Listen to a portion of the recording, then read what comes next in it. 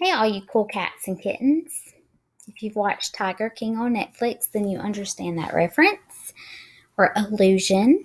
If not, you may or may not want to watch it. It's pretty weird. So today we're going to finish up with a few notes, and you're going to take a 10-question multiple choice Google form quiz that will go into the grade book. So you may use your notes that you've taken yesterday and today. And you may also use the slides as well. It is enabled for you to only take it one time, so make sure that you make a 100 before you press submit. So, rhetorical analysis. While and after you read a text. Yesterday, we talked about what you need to do before you read speeches. We talked about how we need to know the speaker and we need to know the context. And so today we're going to talk about what we need to do while we're reading a speech and right after what we need to do. So while you read a passage, a speech in our case, we're going to be reading the text for understanding. So you will want to read it all the way through and determine the meaning of unknown words. So any words that you don't know, you just need to Google them and write down beside it in the margins or in, we'll be writing on a Pear Deck slide. So you can kind of just type what you learned that word means. And I forgot to mention this, but go and if you're taking notes, you can just write what is highlighted. That way you don't have to you don't have to write down every single slide.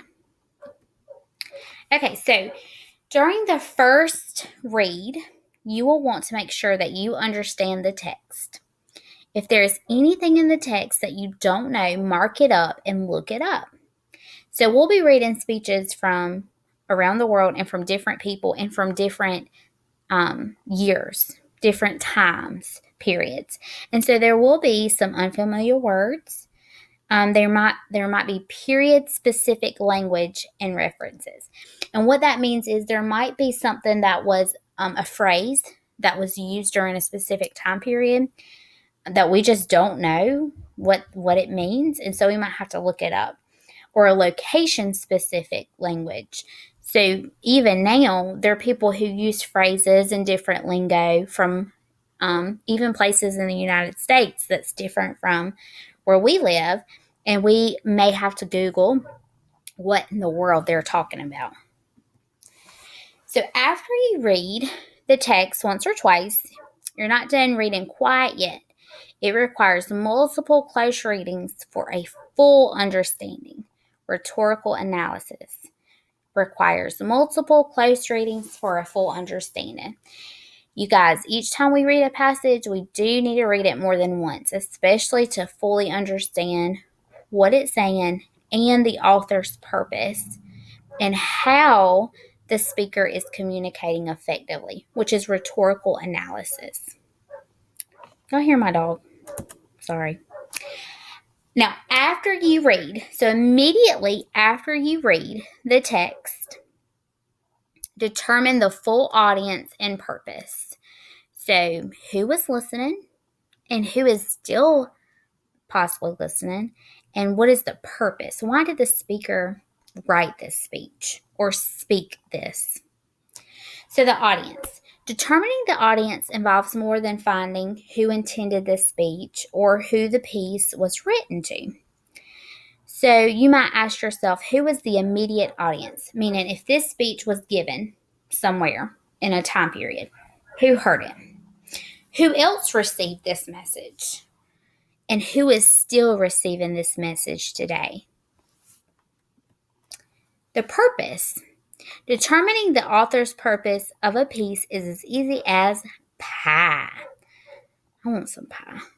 Authors will either try to persuade, so they want you to do something or believe something that they believe in.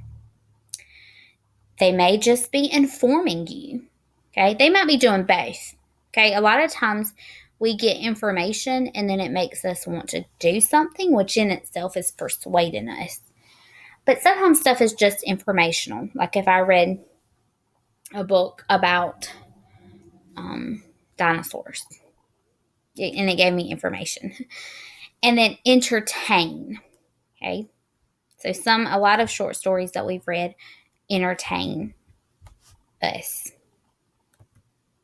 So to understand the purpose, you need to know why the author or speaker wrote the text.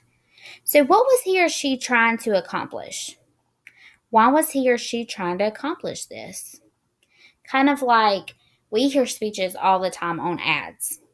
The purpose of those is what they are trying to accomplish is they're trying to sell us something or get us to download an app or buy something off those crazy infomercials that come on at like 2 o'clock in the morning. Okay, so the last thing that you are going to do today is draw or type 2 things you learned in today's lesson. So think about what you do while you read, the audience and or author's purpose, and you can write or draw. And that is all you have to do. After this, however, you will go back to the Google Classroom. In the same assignment, you are going to have the link for the Google Form quiz. So be sure to take that today because it's due tomorrow, just like your other assignments. Thank you so much. I appreciate you, and I maybe will be seeing you Friday in a Google Hangout.